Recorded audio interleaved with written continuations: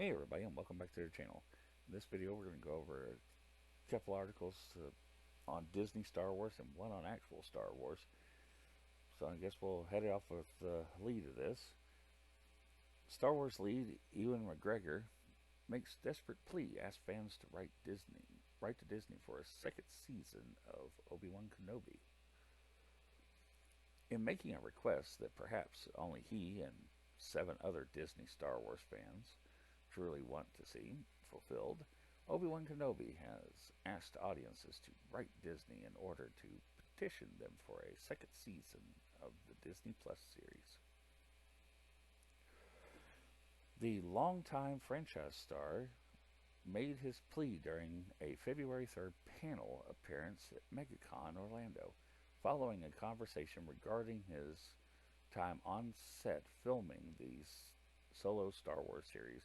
McGregor revealed that at the end of the day, he was very happy with how the production ultimately turned out. Well, that's kind of amusing. That that was that was crap. It was, the 6th episode really got me. He told the crowd, "I was just sitting there with tears rolling down my face watching. I was so touched by it, so pleased, so happy." Really? Okay, I guess I'd be pleased to get a paycheck the size that he probably got too.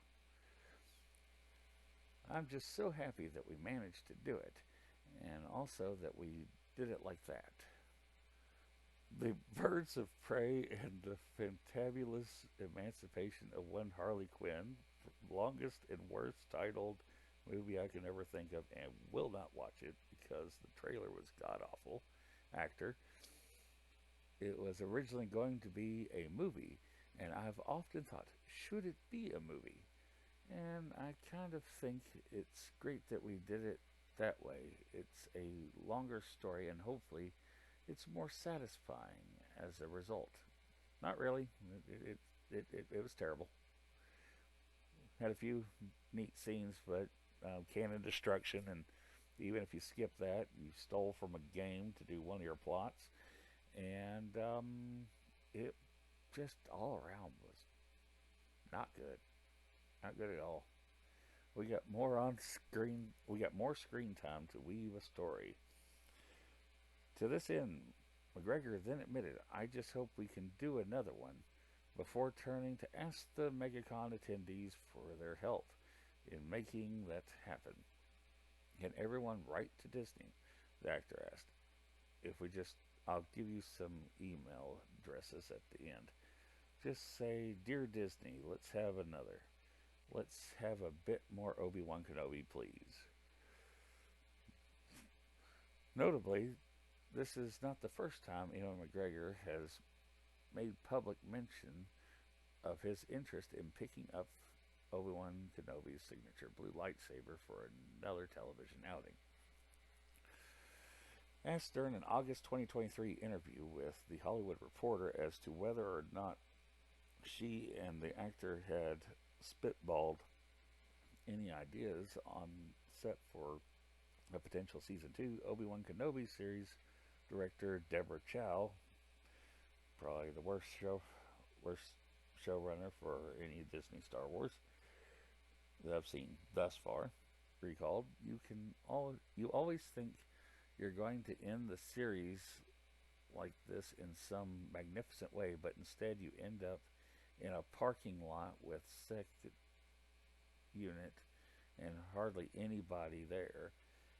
It's always so anticlimactic, but as Ewan and I finished our very last shot on second unit, and I was literally taking off my headphones, he was already pitching me ideas for season 2.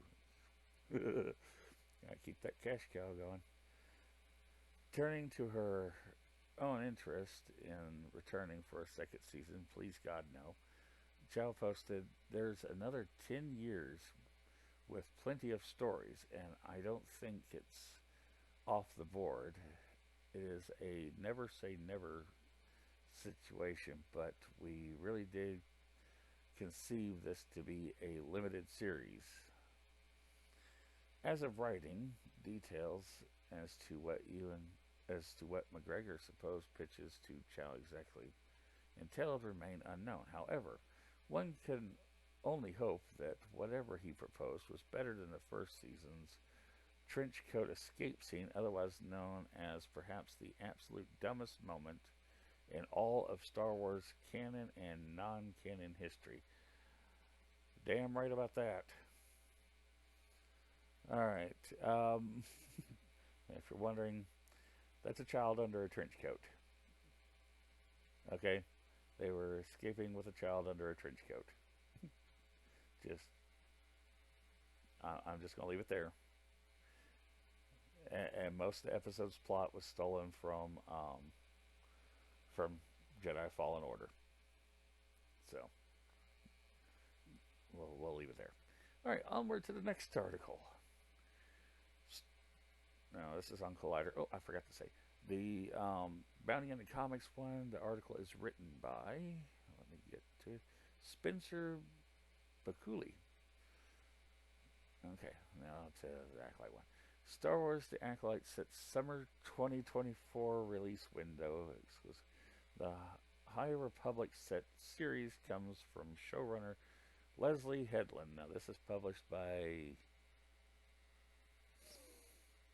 Arezu, I think. Emin? I'm really sorry. I wish. Sorry if I screwed up your name. I really mean no disrespect. I wish this thing had an audio thing so that I could click it and it would say how to pronounce your name. I'm just terrible at names. And we'll get into this and then I'll give a little bit of opinion on the showrunner. The big picture. The Acolyte is a highly anticipated Star Wars series set to release on Disney Plus this summer, taking place 50 years before The Phantom Menace. Oh boy. And they're already shooting the High Republic into foot. If I remember correctly, the High Republic was supposed to be set thousands of years before, and this is only 50 years before. Woohoo! Already setting up for failure. The series follows a former Jedi Padawan and her one-time master as they investigate sinister crimes in an ever-changing galaxy, challenging the fallibility of the Jedi Order. Exciting is the inclusion of Vernestra Rowe, a fan favorite character from the High Republic books, promising an intriguing storyline. I know nothing, very little about High Republic, and what little I read of it, well, they may have 2 or 3 fans, but most people are just buying it for the covers. I'm not going to say that they haven't done some nice artwork in them, but they're really, the story sucks. And you just don't care. But High Republic fans, the wait just got that much more bearable ever since releasing its first trailer at Star Wars Celebration in London last year. The hype for Star Wars series The Acolyte has grown, with fans eager for any update on the highly anticipated project. Now, Collider has learned that the live-action High Republic set series from creator Leslie Headland is set to release on Disney Plus this summer. Set 50 years before the events of the Phantom Menace, The Acolyte will follow a former Jedi Padawan and her one-time master as they fall into an investigation of sinister crimes in an ever-changing galaxy. The trailer that premiered at Star Wars Celebration only gave fans a hint of what they could expect when the series premieres, but even so, already impressed those lucky enough to see it with the bold visual take on an era that thus far has not appeared on screen. The series also boasts a massive and massively talented ensemble led by Amandalis Steinberg. I'm really crap with names. I am really sorry. They will be joined by Squid Game star Lee Jung. Uh, look, I'm trying to get to a name. Jodie Turner Smith. I can pronounce that. Charlie Barnett. I can pronounce that, but really crap. I am sorry. Unfortunately, this is some of the artwork, but some of the covers were really good. Less under wraps, and perhaps most exciting to fans, the High Republic books was the news that Rebecca Henderson, initially announced to be playing the Marilyn, my this type of Jedi here, this species Jedi, species that is a Jedi, sorry, would in fact be playing an older version of Bernesta Rowe, I guess, one of the more prominent characters in Phase 1 and 3 of the books, and an all around fan favorite. Excuse me. The inclusion of Vernestra is an exciting one, not just because of the connection to the books, but because of what such an inclusion might spell for fans of both the books and the character in her on-page and on-screen incarnations. Headland told Collider at Celebration that the series would not be kind to the Jedi and would call the fallibility of the institution into question. With all the struggles Vernestra has already been through and those she still has to face, there are probably a few characters better suited to tackle the imperfections of the Jedi Order from the inside. The Acolyte will premiere on Disney Plus in summer 2024. Yeah, this is on Collider. Now, to get into it, this is a horrible human being, and I can barely say that call her a human being with a straight face. This is the woman that is best known for feeding young girls, adults, but still young, barely 18, and there is some question if they were even younger, to Harvey Weinstein. You know, Weinstein the Hut, the predator of Hollywood. So, I really do not want to support this woman in any way. It's just. Oh, look, here's a better cast list to explain. Carrie Ann Moss, the lady from Matrix movies. Okay, and a few other things, but that's just where I remember her the most. See, she could probably drag me into watching it because she's actually a good actress, but this woman right here kills it. It's going to take a lot of convincing for me to even check it out. I mean, it's going to have to be one hell of a trailer. And even then, I'm not going to like it. It's really hard to give any support in the direction of this woman. Now let's get to the last article, and probably the good article. Well, at least good from my perspective. Of course, this is on StarWars.com. Trusty. Oh, Dan Brooks. See? Name I can pronounce. And Matt Ferguson there. Matt Ferguson on his stunning Star Wars The Phantom Menace 25th anniversary poster. Every saga has a beginning, including that of poster artist Matt Ferguson and his relationship with Star Wars The Phantom Menace. It started with the original theatrical release in 1999, which followed a huge build-up. It was the first Star Wars film since 1983's Return of the Jedi, and level of anticipation seen by few movies. For 15-year-old Ferguson living in Sheffield in the UK, the hype was real. I was actually doing work experience at the time in an office through school, and I remember just being so excited about the new Star Wars movie. He tells StarWars.com. I went out and bought this Darth Maul action figure on a lunch break, and everybody else was just so excited for it. And then we got to go see it, and I can remember I just loved it. Fast forward 25 years later, and Ferguson, still based in Sheffield, has been tapped to create the official poster to mark the film's quarter centennial milestone.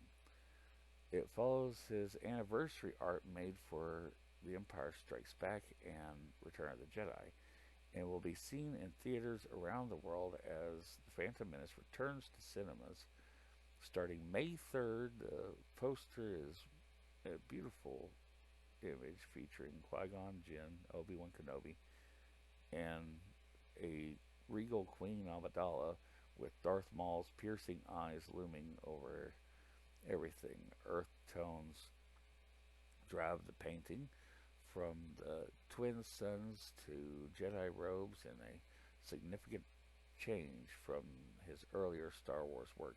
For Ferguson, the idea of what the poster would be came surprisingly easily. The key thing is to go on the memory of the film. These are the anniversary posters, so it's kind of like, what's my personal memory of the film when it was coming out, almost like before it came out. And one specific element plays a big part in Ferguson's memory.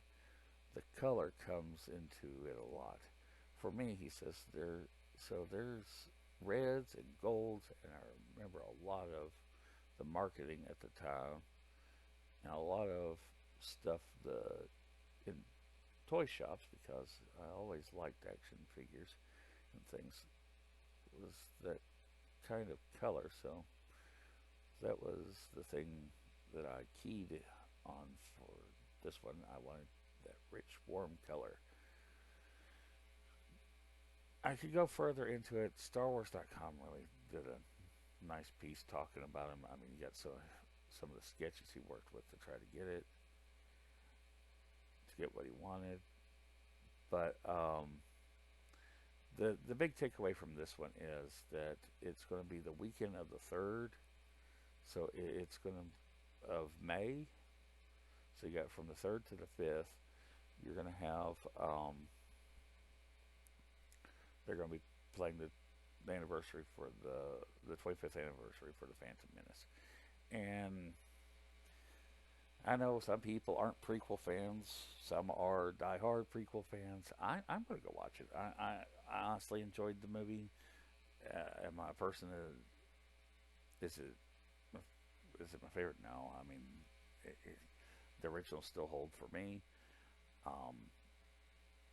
But I'll watch this, even though some of this money is unfortunately going to go to Disney. But I don't care. I'm going to watch it in theater, because 25 years is a long time since I got to see it in the theater. So, anyways, I thank you very much for watching. If you liked the video, please click it. If you think it's worth it, please subscribe. I'm going to be trying to put out some more content soon on here and on my alternate channel, George Valentine. I am just trying to get back into the swing of things. Another thing, let me know if you want to punish me by having me have to watch the Halo series season 2. Considering the first one was so bad, I didn't even review it. But I'll leave it up to y'all if y'all want me to do it. Either way, thank you very much for watching, and I hope you have a pleasant evening, day, or whatever it is for you. And I'll see you next time.